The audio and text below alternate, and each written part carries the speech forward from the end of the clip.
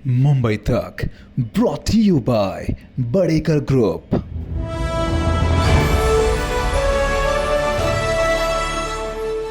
येणाऱ्या महाराष्ट्र विधानसभा निवडणुकांमध्ये विदर्भातली लढाई ही फार इंटरेस्टिंग आहे, कारण की इथे निम्म्यापेक्षा जास्त जागांवरच्या लढाया भाजप विरुद्ध काँग्रेस होत आहेत। आपण विदर्भातला दौरा सुद्धा केलेला आहे, पण याच विदर्भातून येणारे एक महत्त्वाचे नेते नितीनजी गडकरी, केंद्रीय मंत्री नितीनजी गडकरी आपल्यासोबत जोडले गेलेले आहेत। त्यांच्याकडनं समजून घेऊया की विदर्भातली नेमकी परिस्थिती काय आहे आणि अर्थात महाराष्ट्राच्या सुद्धा राजकारणावर।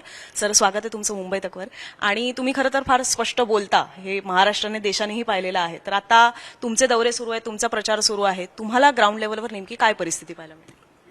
ग्राउंड लेवलवर यावेळी मला लोकसभेच्या निवडणुकीच्या पार्श्वभूमीवर जनतेचा रिस्पॉन्स अतिशय पॉझिटिव्ह आणि चांगला वाटतो।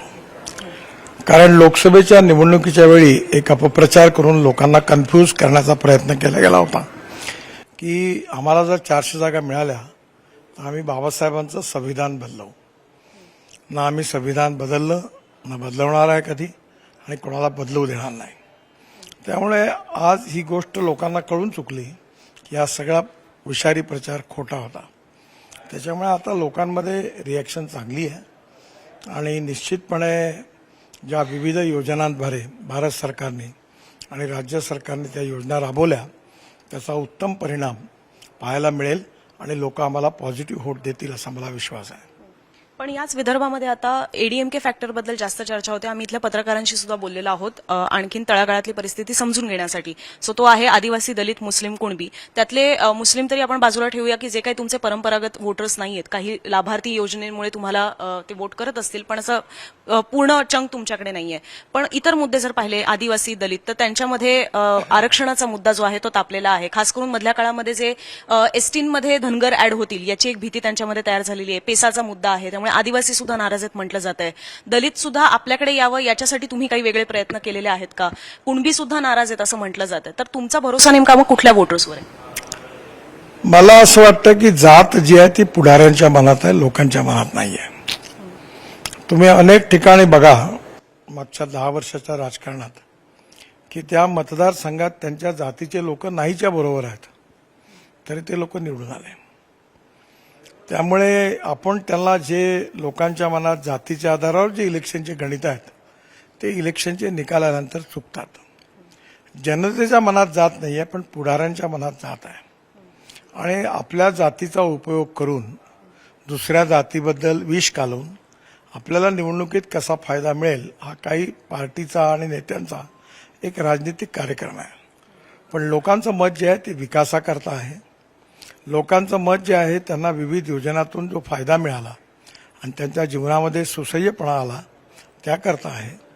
इथे विशेषतः आयुष्य योजनेमध्ये विविध प्रकारच्या वैद्यकीय सुविधा निर्णय योजनेतून ज्या लोकांना मिळाल्या त्या लाभार्थींची संख्या खूप मोठी आहे। राज्य सरकारने भारत सरकारच्या योजनेतून त्यांना फायदा मिळाला।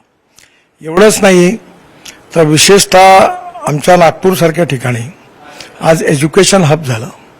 नर्सिंग मुंगजी असेल, शापूरजी आपला सिम्बॉसिस असेल, हे मोठे मोठे इन्स्टिट्यूट या ठिकाणी आल्या। 49 इंजिनिअरिंग कॉलेज आले, IIM आला, लॉ स्कूल आली, IIIT आली। या सगळ्याचा परिणाम मिहान आलं आणि मिहानमध्ये 88,000 लोकांना रोजगार मिळाल्याची यादी माझ्याकडे आहे। ते कोणत्या जातीचे आहे मला नाही माहीत, पण इथले स्थानिक आहेत। त्यामुळे ज्या भावात मुसलमानाला गॅसचं सिलेंडर मिळतं त्याच भावात हिंदूला मिळतं। आणि त्यामुळे आपल्या विकासाचे मुद्दे, रोजमर्रा जीवन आपलं कसं सुसह्य होईल हा खरा प्रश्न आहे। आणि याकरता प्रत्येक माणसाच्या व्यक्तिगत जीवनामध्ये आमच्या सरकारने, भारत सरकारने आणि राज्य सरकारने जे काम केलेलं आहे त्याचे परिणाम नक्की या निवडणुकीत आम्हाला आमच्या बाजूने मत देऊन लोक व्यक्त करतील असा मला विश्वास आहे। विकासाचा मुद्दा निघाला म्हणून हे डेफिनेटली मान्य करायला हवं की तुम्ही नागपूरमध्ये आता ज्या ज्या मुद्दे बोललेले ते आम्ही सुद्धा डोळ्यादेखत पाहिलेले आहेत। रस्ते खूप सुंदर आहेत नागपूरमधले, अनेक प्रोजेक्ट्स आहेत, मेट्रो आहे। पण ज्या वेळेला आम्ही होर्डिंग्स बघतो, आम्ही फिरलेलो आहोत बऱ्यापैकी, तर ज्या वेळेला आम्ही होर्डिंग्स बघितले त्याच्यामध्ये प्रामुख्याने आम्हाला लाडकी बहीण योजनेचा जास्त प्रचार होताना पाहायला मिळतोय। ती एक फ्लॅगशिप योजना आहे या सरकारची असं म्हटलं जातंय। तर 10 वर्षांपूर्वी ज्या वेळेला कुठे नेऊन ठेवलाय महाराष्ट्र माझा हे म्हणताना विकासाचा मुद्दा घेऊन भाजप महाराष्ट्रामध्ये कॅम्पेन करू पाहत होती आणि त्या मुद्द्यावर निवडणूक जिंकू पाहत होती आणि तोच अजेंडा राबवण्याच्या हेतूने पाहायला मिळत होती। ती भाजप आज काय म्हणतात त्याला रेवडीज किंवा फ्रीबीजवर जास्त अवलंबून आहे असं नाही वाटत तुम्हाला? तुम्ही जर विदर्भाचा आणि महाराष्ट्राचा विचार केला तर 60 वर्षात जे काँग्रेसने कामं नाही केली ती 10 वर्षात आमच्या सरकारने केली, म्हणजे भारत सरकारने केली आणि राज्य सरकारने केली. आज पालखी मार्ग महाराष्ट्रातला याची कोणी कल्पना नव्हती केली.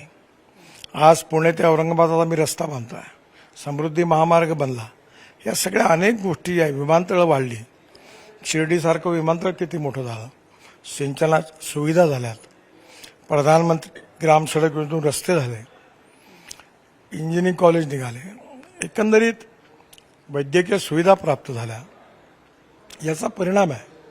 आणि एक गोष्ट खरी आहे की राजकारणामध्ये मोठ्या प्रमाणात इंडिव्हिज्युअल बेनिफिट पॉलिटिक्स, तुमचे शब्द वेगळे आहेत ते काही मी वापरत नाही, याला बोलबाला आहे, पण याला कोणीच पार्टी अपवाद नाही आहे. आणि एकदा स्पर्धा लागली की कोणी झुणका भाकर दिली तर कोणी इडली देतात, कोणी लाईट फुकट दिलं तर कोणी पाणी फुकट देतात. तर हे प्रत्येक राजकीय पक्षाचा निवडणुकीच्या काळात अधिकार आहे. जसं आपण म्हणलं की टीव्ही चॅनलने आपल्या TRP वाढवण्याकरता ते प्रयत्न करतात, तर करणारच आहेत, कारण त्यांचं कामच आहे की आपली TRP वाढली पाहिजे. तसं पॉलिटिकल पार्टीला आपली मतं वाढवण्याकरता विकासाचं काम करणं, रस्ते बांधणं, वीज, पाणी, दरम्यान साधा नागपूर शहरात 24 तास पाणी आहे, या प्रश्नांबरोबर वैद्यकीय सुविधा, मेडिकल कॉलेज, मेव, एम्स या सगळ्याचं निर्माण, आणि दुसरीकडे इंडिव्हिज्युअल बेनिफिट स्कीम्स पॉलिटिक्स ही पण आहे. हे ऑब्व्हियस आहे, हे होणारच आहे. आणि जो पक्ष सत्तारूढ असतो तो सगळेच पक्ष अशा प्रकारे दिल्लीपासून तर चेन्नईपर्यंत, कन्याकुमारीपर्यंत आता हे राजकारणाचं प्रतिनिधी राजकारण झालं आहे.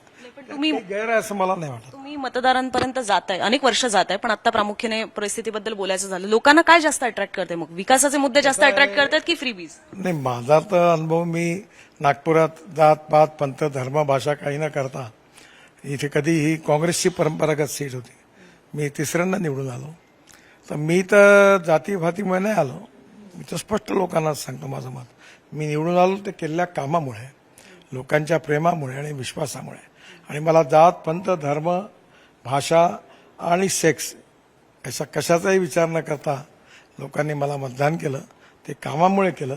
आणि त्यामुळे मी ठरवलं आहे की मी विकासाचं राजकारण करीन, लोकांच्या भलाईचं राजकारण करीन, आणि गरीब माणूस जो आहे, गाव गरीब मजदूर शेतकरी, याचं कल्याण करण्याकरता काम करीन. आणि म्हणून मी नेहमी असं म्हणतो की politics is a instrument of socio economic reform. आणि केवळ सत्ताकारण म्हणजे राजकारण नाही आहे, तर समाजकारण, राष्ट्रकारण आणि विकासकारण, शिक्षा, स्वास्थ्य आणि सेवा या क्षेत्रात जनतेची सेवा करणं हे खऱ्या अर्थाने राजकारणाचा अर्थ आहे. हे समजून केवळ बोलण्यातून नाही पण कृतीतून देखील करण्याचा मी प्रयत्न करतो, आणि माझ्यावर अनेक लोकांनी या दिशेने जावं असाही प्रयत्न करतो. मग तुम्हाला असं वाटतं की तुमची जी राजकारणाची स्टाईल आहे, ज्याच्यामध्ये मला असं वाटतं तुम्ही मागे एकदा म्हणालेलं 90% समाजकारण आणि उरलेलं 10% राजकारण, हे अडॅप्ट करण्यामध्ये तुमची पुढची पिढी किंवा विदर्भातले इतर नेते फेल झालेत असं म्हणता येऊ शकतं का? कारण की जर संविधान धोक्यात हा मुद्दा या लोकसभा निवडणुकांमध्ये डॉमिनंट ठरला आणि त्याच्यामुळे विदर्भामधल्या 8 जागा तुम्ही पराभूत झालेला आहात, पण तुमची जागा मात्र निवडून आली आणि एक अकोल्याची आली आणि तुमची सुद्धा निवडून आली. सो तुमचं जे राजकारण आहे तशाच पद्धतीचं राजकारण जर इतरांनी केलं असतं, त्या मुद्द्यांवर जास्त भर दिला असता, तर कदाचित अशा म्हणजे भाजपने सांगितल्यानुसार नरेटिव्हचा फटका तुम्हाला बसला नसता. मला असं वाटतं त्यांनी केलं नाही केलं याच्यावर मी कॉमेंट्स नाही करणार, पण मी एवढं जरूर सांगेन की जात पंथ धर्म भाषा सोडून आपण प्रामाणिकपणे जनतेची सेवा केली, शिक्षा क्षेत्र, स्वास्थ्य क्षेत्र किंवा विशेषतः विकासाच्या क्षेत्रात. आता तुम्ही इंटरव्ह्यूच्या आधी 3 पेशंट माझ्याकडे आले, एक कॅन्सरचा होता, एकाच्या डोळ्याची होती, एक पेशंटला मला मुंबईत याच्यामध्ये त्याला एअर ॲम्ब्युलन्सने नेण्याची गरज होती. सकाळपासून मी आत्ता तुमच्या 3 लोकांची आत्ता इथे कामं केली. खरं म्हणजे ही जी आहे ती तुकाराम महाराजांनी जे सांगितलं महाराष्ट्रात आपल्याला सगळ्यांना ते आदर्श आहे की जे का रंजले गांजले त्यासी म्हणायचं आपुले, तोची साधू ओळखावा देव तेथेची जाणावा. मला वाटतं हे तुकाराम महाराजांनी सांगितलेलं हे खरं राजकारण आहे. आणि या सेवेतून, लोकांच्या सेवेतून तुम्हाला आशीर्वाद मिळतात, विश्वास मिळतो आणि प्रेम मिळतं, आणि ते कामात येतं. आणि माझ्या अनुभवातून माझ्याजवळ काय आहे, जात तर फेवरेबल नाही आहे, आणि पक्षाचा यावेळी अनेक आजूबाजूचे लोक हरले, पण हे कामातून जर लोकांचं प्रेम मिळालं त्याचा उपयोग झाला. मी शेतकऱ्यांमध्ये काम करतो, नंतर मी कन्स्ट्रक्टिव्ह प्रकल्प चालवतो, साड्या तयार करतो, महिलांकरता आम्ही ते केंद्यापासून गालिचे तयार करतो, वॉटर कॉन्झर्वेशनचं काम करतो. तर मला 9 डॉक्टरेट डिलिट्स मिळाल्यात. मी नेहमी आपलं काम करतो आणि हे काम असं आहे की कर्मण्ये वा अधिकारेसे मा फलेषु कदाचन. मी काही फळाची अपेक्षा मिळेल म्हणून करत नाही, पण एक गोष्ट मी मान्य करतो की त्याचे आपोआप फळं मला मिळतात राजकारणात. आणि जे लोक माझ्या विरोधात आहेत, जे माझ्या विचाराच्या विरोधात आहे, पक्षाच्या विरोधात आहे, ते पण प्रेम करतात आणि मतं देतात. मगाशी तुमच्या एका उत्तरात इंटरेस्टिंग वाक्य होतं, ते म्हणजे की जात ही पुढाऱ्यांच्या मनात आहे, लोकांच्या मनात नाहीये. काहीशी हीच गोष्ट तुम्हाला धर्माच्या बाबतीत वाटते? बघा, धर्माचा अर्थच खरा अर्थ आहे लोकांना समजला नाही किंवा काही लोक मिसइंटरप्रेट करतात. जसं धर्म, तुम्ही असं म्हणता की मी पत्रकारितेच्या धर्माचं पालन करते. याचा धर्माचा अर्थ काय? पत्रकारितेचे जे तत्व आहेत, पत्रकारितेचे जे आदर्श आहेत, तत्व आहेत, त्याचं मी पालन करते. शिक्षक म्हणतो मी शिक्षकाच्या धर्माचं पालन करतो. म्हणजे प्रामाणिकपणे लोकांना शिकवणं, विद्यार्थ्यांना, हे माझं कर्तव्य आहे, हा माझा धर्म आहे. इथे धर्माचा अर्थ कर्तव्याशी आहे. आणि धर्म is a code of conduct जो समाजाला पुढे नेत असतो. त्यामुळे आपल्याला सर्व धर्म समभाव, सर्व धर्माबद्दल सन्मान आणि आदर हे आपल्या संविधानातही आहे. पण सेक्युलर शब्दाचा अर्थ धर्मनिरपेक्षता नाही आहे. इंग्लिश डिक्शनरीमध्ये त्याचा अर्थ आहे सर्व धर्म समभाव. आणि त्यामुळे सेक्युलर कोणीच नाही आहे. म्हणजे इंदिरा गांधींचा मृत्यू झाला तर त्यांना मंत्राग्नी दिला, राजीव गांधींचा मृत्यू झाला त्यांनाही मंत्राग्नी दिला, मग ते तर धर्मनिरपेक्ष आहे. त्यामुळे प्रश्न असा आहे की व्यक्ती कधी धर्मनिरपेक्ष असू शकत नाही, पण राज्य धर्मनिरपेक्ष असलं पाहिजे, सरकार धर्मनिरपेक्ष असलं पाहिजे, प्रशासन धर्मनिरपेक्ष असलं पाहिजे. त्यामुळे धर्माचा अर्थ जो आहे तो नीट समजून घेण्याची आवश्यकता आहे. धर्म हा जातीयवादी किंवा सांप्रदायिक शब्द नाही आहे. आणि धर्माच्या अनुषंगाने मग हिंदुत्वाचं जे इंटरप्रिटेशन होतं की हिंदू म्हणजे जे केवळ मंदिरात जातात ते हिंदू नाही. संस्कृती सबके एक चिरंतन पुरखे जिसके हिंदू है, विराट सागर समाज अपना हम सब इसके बिंदू है. म्हणजे या समाजामध्ये आपला मुसलमान जेव्हा मक्केत जातो तेव्हा म्हणलं हिंदू मुस्लिम आहे, हिंदुस्थानी मुसलमान आहे. म्हणजे आजचा मुसलमान किंवा कोणी हा 100 वर्षापूर्वी 200 वर्षापूर्वी हिंदूच होता, पण कालांतराने बदलला. हरकत नाही, त्यांनी ज्याला मस्जिदीत जायचं त्याने मस्जिदीत जावं, ज्याला चर्चमध्ये जायचं त्याने चर्चमध्ये जावं, ज्याला गुरुद्वारात जायचं गुरुद्वारात जावं, त्यांनी त्याच्या जे कोण परमेश्वरा श्रद्धाल ते करावं. पण आपली संस्कृती, इतिहास आणि विरासत एक आहे. आपण भारतीय आहोत आणि भारतीयत्व हेच हिंदुत्व आहे आणि हिंदुत्व आणि भारतीयत्व हेच राष्ट्रीयत्व आहे. हे समजून याचा नीट अर्थ समजून घेतला तर कन्फ्युजन नाही होणार. आम्ही संघ मुख्यालयात सुद्धा गेलेलो होतो आणि तिथल्या सुद्धा काही पदाधिकाऱ्यांशी बोललो. त्यांनी एक्झॅक्टली आम्हाला हीच व्याख्या सांगितलेली आहे हिंदुत्वाची. पण तुम्हाला असं वाटतं जी भाजपची पुढची पिढी येते, तुम्ही त्यांचेही मार्गदर्शक असणार आहात, त्यांनी हे त्या पद्धतीने आत्मसात केलंय असं वाटतं? म्हणजे आज जी भाजपकडनं हिंदुत्वासंदर्भातली वक्तव्य होतात ती आणि जी ऍक्च्युली संघाने शिकवण दिलेली आहे ती, याच्यामध्ये तुम्हाला थोडा फरक, विरोधाभास जाणवतो? कसं असतं, भारतीय जनता पार्टी ही cadre based organisation with mass following या कॅटेगरीखाली येते. नवीन नवीन लोक पक्षात येतात, वेगवेगळ्या कारणांनी येतात. त्या सगळ्यांना प्रशिक्षित करणं, त्यांना विचारधारेचं प्रशिक्षण देणं, कार्यकर्त्याला घडवणं ही आमची जबाबदारी आहे. आम्ही हे घडवण्याचा प्रयत्न करत असतो. 1000 कार्यकर्ते घडतात, पण एखादा कार्यकर्ता कुठेतरी असं स्टेटमेंट करतो की त्या 1000 कार्यकर्त्याच्या कामावर मग पाणी फेरलं जातं. म्हणून आम्ही ही सतत प्रोसेस आहे की कार्यकर्ता घडवला पाहिजे, त्याला दिशा दिली पाहिजे, त्याच्यावर उत्तम संस्कार झाले पाहिजे. आणि आपल्या देशात विचारभिन्नता ही समस्या नाही आहे, विचार शून्यता ही समस्या आहे. पॉलिटिक्स ऑफ कन्व्हिनियन्स महत्वाचं नाही आहे, पॉलिटिक्स ऑफ कन्व्हिक्शन महत्वाचं आहे. आणि आता बहुसंख्य लोक राजकारणात काम करतात, ते काही जरी बोलत ते म्हणतात माझं काय होईल, मला तिकीट द्या, मला मंत्री बनवा, मला सत्ता द्या.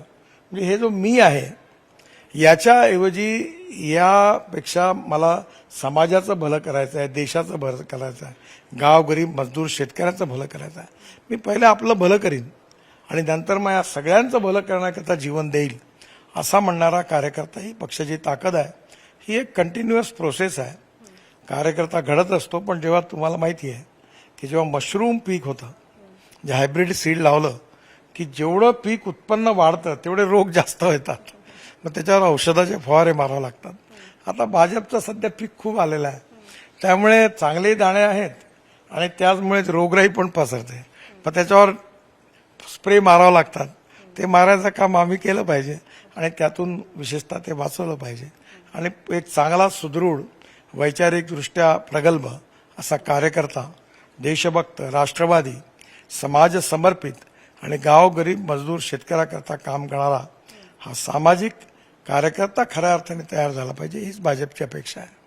मी तुमचा एक इंटरव्ह्यू पाहिला आमच्याकडे इंडिया टुडेवर जो झालेला आहे, त्याच्यामध्ये तुम्हाला प्रश्न होता की संघ यावेळेला जास्त ताकद लावते असं दिसतंय का? त्याच्यावर तुमचं उत्तर होतं की मी काही संघाचा प्रवक्ता नाही, पण तुम्ही भाजपचे नेते आहात, त्यामुळे मी तुमच्याकडनं भाजपची बाजू समजून घेऊ इच्छिते की भाजपला अजूनही संघाची तितकीच गरज आहे असं तुम्हाला वाटतं का? तुमचं बूथ लेवल मॅनेजमेंट हे स्ट्रॉंग आहे, कधी थोडंफार 19-20 होत असेल, पण तुमचं स्ट्रॉंग आहे, पण तरी सुद्धा संघासारखा एक बॅकबोन हा तुमच्याकडे असायला हवा असं तुम्हाला सुद्धा वाटतंय? बघा, आपण पहिले समजून घेतलं पाहिजे की संघ हे राजनीतिक पार्टी नाही आहे. संघ हे सांस्कृतिक संघटना आहे आणि हे राष्ट्र, समाज रचना या सगळ्याबद्दल संघाची मतं आहेत, विचार आहेत. आणि संघाच्या विचारानुरूप चालणारी पार्टी भारतीय जनता पार्टी आहे. त्यामुळे स्वयंसेवकांना स्वतंत्रपणे निर्णय करण्याची, कार्य करण्याची, काम करण्याची मुभा आहे. काही स्वयंसेवक आवडीनुरूप करतात, काही करत नाहीत. आणि मग काही स्वयंसेवक जे आहेत त्यांना भारतीय जनता पार्टी विचाराने आपल्या जवळची वाटते, ते भाजपकरता काम करतात. हा त्यांचा व्यक्तिगत अधिकार आहे.